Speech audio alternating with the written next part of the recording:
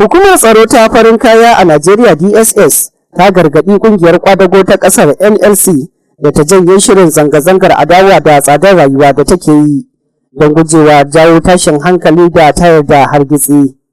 Jaridar TRT Afirka ta wallafa labarin. Isa Sani Randawa, RMC Hausa Times. Mata fa ku riga kun zamo lamba daya, ayyukan yanar gizo yanzu banga kamar kowa. Na ji daɗi shine gari. Hakika jama'a suna yabawa da ayyukan masu inganci daga kamfanin Matapop. Katafaren kamfanin Matapop suna sai da data mai kyau, katin kiran waya na kowane irin network.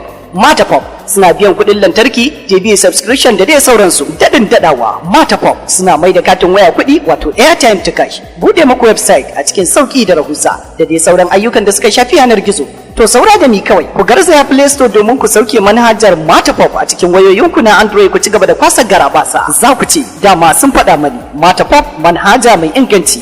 Domin tuntuɓa sai ku kira lambar waya kamar haka, 081-30-01-60-94. Matapop suna gaba, saura na biye da su. Matapop ku riga kun zamo lamba daya, ayyukan yanar gizo yanzu banga kamar kowa.